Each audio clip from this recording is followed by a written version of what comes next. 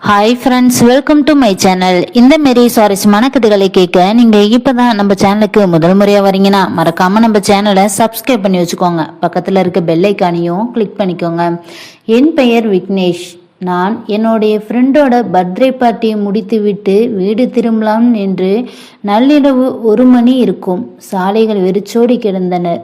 என் car முழு வேகத்தில் பாட்டுக்களை போட்டுக்கொண்டு நான் ரொம்ப சந்தோஷமாக பாட்டை முணுமுணுத்தவாறு ஓட்டி சென்று கொண்டிருந்தேன். பாடல் வரிகள் என் காதில் ஒட்டி கொண்டது போல் என் மனதில் ஆழ்ந்த சந்தோஷமும் நிறைந்திருந்தன. எந்த சிந்தனையும் இல்லாமல் நான் என் காரை வேகமாக ஓட்டி சென்றிருந்த போது எந்த பயமும் எனக்கில்லை.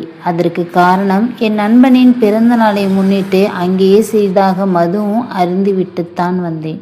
திடீரென்று நடு ரோட்டில் ஒரு பெண் கை காட்டி காரை நிறுத்தச் சொன்னாள். எனக்கு ஆச்சரியமாக இருந்தது. இந்த நேரத்தில் இந்த வெறிச்சோடிய சாலையில் யார் இந்த பெண்? ஒருவேளை அவள் ஆபத்தில் இருக்க வேண்டும், அல்லது பெரிய ஆபத்து ஏதேனும் காத்திருக்க வேண்டும். என் மனதில் ஒருவித பயமும் தொற்றிக் கொண்டிருந்தது.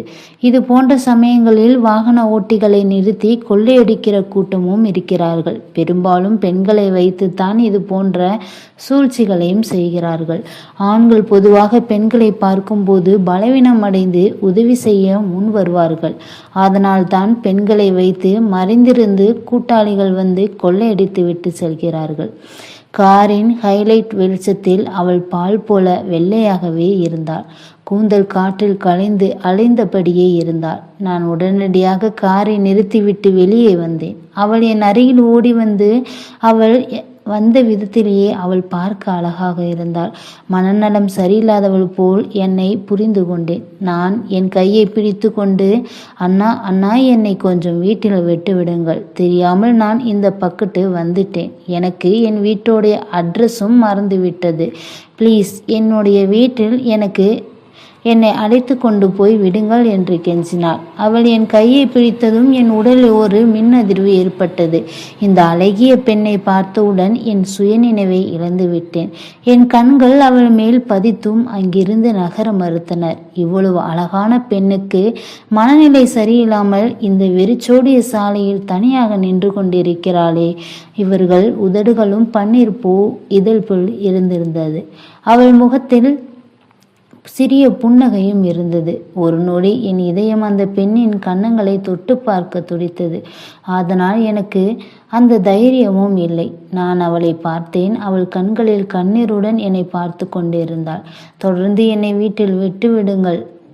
எனக்கு இருட்டை கண்டால் மிகவும் பயமாக இருக்கிறது.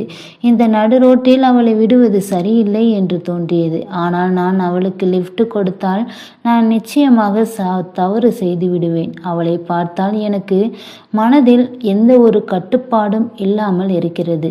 அது தவறு என செய்ய தூண்டியது. நான் உடனே சுதாரித்து கொண்டேன். தலையை அசைத்து மறுத்தேன். அங்கிருந்து கிளம்ப என் காருக்குள் ஏற ஆரம்பித்தேன். என்னங்க, அவளை பற்றி தவறாக பேசுகிறேன் என்பதை புரிந்தும் கொண்டேன். நான் ஒரு கணம் அங்கே நின்றதால் நான் ஏதாவது தவறு செய்து விடுவேன் என மனசாட்சி என்னை உறுத்தி கொண்டதே இருந்தது. நான் காரில் ஏறுவதற்குள் தூரத்தில் எங்கோ ஒரு நாய் குரைக்கும் சத்தத்தை கேட்டு பயந்து அவள் என் பக்கத்தில் வந்து அணைத்து கொண்டாள். ப்ளீஸ் அண்ணா, என்னுடைய வீட்டில் விட்டு விடுங்கள். என் அம்மா கவலைப்படுவாங்க என்று அழ ஆரம்பித்தாள். அவளின் கண்களில் பயத்தால் கண்ணீர் மின்னியது. அவள் குரல்கள் அழுகையால் தழுதழுத்தது. இந்த நேரத்தில் அவள் மிகவும் அப்பாவியாக பேசினாள். திடீரென்று எனக்கு அவள் மீது ஒரு பாசமும் வந்தது. நான் அவளை என்னிடமிருந்து விட்டு விட முயன்றேன். ஆனால் பயந்தாள். அவள் என்னை பிடித்து கொண்டாள். இப்போது நான் என் மீது கட்டுப்பாட்டை இழந்து விட்டேன். என் கைகள் அவள் இடுப்பை இறுக்கின. திடீரென்று என்னுடைய உதடுகள் அவள்களின் கன்னத்தை நோக்கி சென்றன. அந்த கன்னங்கள் அன்பின் முத்தங்களை பதித்தேன். என் பின்னாடி மேலும் வலுத்தது.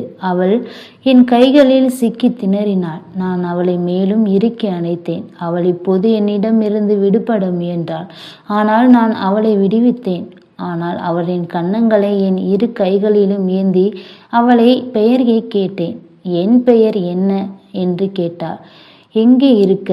உனக்கு சொல்ல அப்பதான் நான் உன்னை உன் வீட்டில் விட்டு விடுவேன் என்று அவளுடைய பேச்சை கேட்டேன். அவள் தன் துப்பட்டாவை கையில் சுருட்டியவாறு என் அம்மா தான் எனக்கு பெயர் வச்சாங்க. என் பெயர் பார்த்தீங்கன்னா மாலினி. உன் பெயர் என்ன என்று கேட்டாள். அவள் பார்க்க மட்டும் இல்லை, பேசவும் வெகுளித்தனமாகத்தான் இருந்தாள்.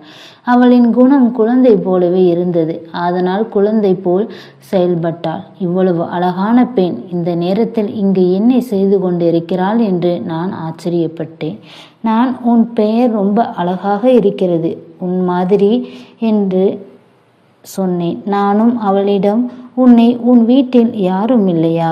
உன்னை இப்படி வீட்டில் வெளியில் விட்டார்கள் என்று கேட்டேன். என் அம்மாவும் அப்பாவும் ஒரு ஊருக்கு சென்றிருக்கிறார்கள். நான் அவங்களை தேடி வந்ததால் தான் இங்கே வந்து விட்டேன் என்றாள். பின்பு அவள் தன் பையில் இருந்து ஏதோ ஒரு சீட்டை எடுத்து கொடுத்தாள். நான் பார்த்தேன். அதில் அவர் வீட்டு முகவரியும் இருந்தது. இந்த பெண் உங்களுக்கு எங்கேனும் கிடைத்தால் தயவு செய்து அவளை வீட்டுக்கு கொண்டு செல்ல விடுங்கள் என்று அவர்களின் கருத்தை அந்த கடிதத்தில் எழுதியிருந்தார்கள். அவரின் குடும்பத்தினார் அந்த பையில் வைத்திருப்பார்கள். ஒருவேளை அவள் இதற்கு முன்பு பல முறை தொலைந்திருக்கலாம். ஆனால் தான் அவளின் குடும்பத்தினர் அவள் பையில் இந்த கடிதத்தை வைத்திருக்கிறார்கள். யாராவது அவளை வீட்டுக்கு கொண்டு சென்று விடுவார்கள் என்று நம்பியிருப்பார்கள். அவளின் வீடு சிறிது தூரத்தில் தான் இருந்தது. நான் ஏதோ யோசித்து அவளுக்கு லிஃப்ட் கொடுத்தேன். ஆனால் இது என் மிக பெரிய தவறாக மாறியது. காரில் ஏறுவதற்கு முன் காற்றின் வேகத்தால் அவளின் துப்பட்டாக்கள் பறந்து சென்று தொலைந்தது. அவள் துப்பட்டா இல்லாமல் என் காரில் ஏறிவிட்டாள். அவளின் அழகிய உருவம் என் கண்களின் முன் மீண்டும் மீண்டும் தோன்றியது. நான் ஒரு உறுதியான குணம் உள்ளவன் அல்லவா? அழகான பெண்கள் என் பலவீனம் என்று சொல்ல வேண்டும். இதற்கு முன்னரும் நான் பல பெண்களுடன் நட்பு கொண்டிருந்தேன். அந்த நட்பு எல்லையை தாண்டி செல்லும். பெண்கள் சம்மதித்தால் மட்டுமே நட்பு நிறைவேறும். ஆனால் இது முதல் பெண்ணின் சம்மதம் இல்லாமல் என் மனம் அவனின் பக்கம் சென்றது. அவள் காரில் உட்கார்ந்திருந்தாள். நான் நகங்களை கடித்து கொண்டு ஜன்னல் வழியாக வெளியே பார்க்க முயன்றாள். ஒருவேளை அவள் இந்த நேரத்தில் மிகவும் பயந்திருக்கலாம். என் இதயம் மீண்டும் மீண்டும் அவளை பார்க்க தோண்டிக்கொண்டே இருந்தது. நான் அமைதியாக ஒட்டி கொண்டிருந்தேன். அதனால் அவள் தொடர்ந்து என்னிடம் ஏதாவது பேசிக்கொண்டே இருந்தாள். என் அசுத்தமான கண்கள் அவள் உடலை ஊடுருவி அவர்களுக்கு இந்த விஷயம் சுத்தமாகவே தெரியவில்லை. என் உள்ளே இருந்த மிருகம் விழித்து கொண்டது. நான் திடீரென்று காரை நிறுத்தி வெறிச்சோடிய இடத்தில் நிறுத்தினேன். அவள், அண்ணா, நீங்கள் ஏன் இங்கே வண்டியை நிறுத்துகிறீர்கள்? என் வீடு இங்கே பக்கத்தில் தெரியலையே என்றாள்.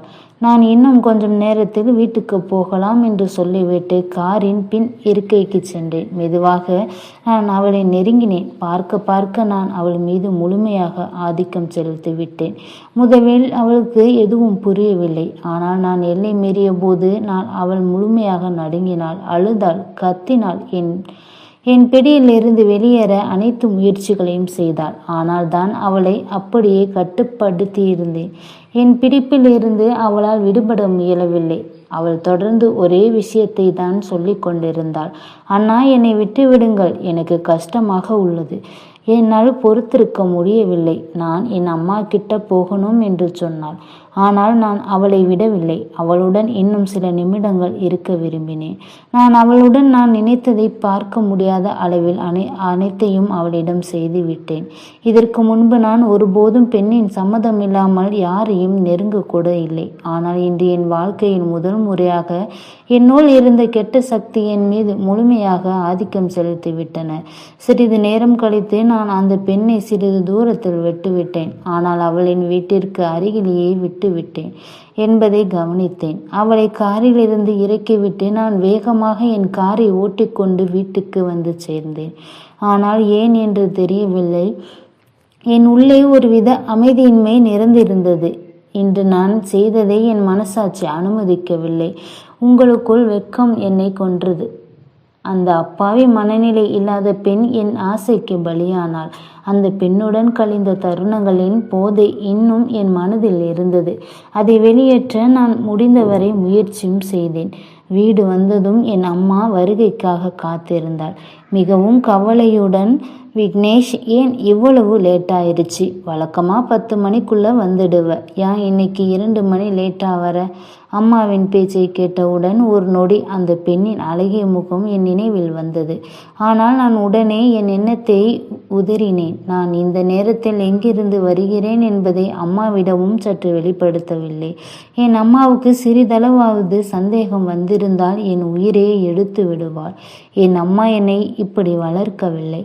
ஆனால் ஏன் என்று தெரியவில்லை, நான் தவறான பாதையில் சென்று விட்டேன். என் அம்மாவுக்கு என் வளர்ப்பின் மீது பெரிய நம்பிக்கை இருந்தது. என் அம்மாவுக்கு தெரிந்ததுதான், ஒரு நல்ல பண்புள்ள பையன். என் அம்மாவுக்கு என் மீது பெரிய பெருமையும் இருந்தது.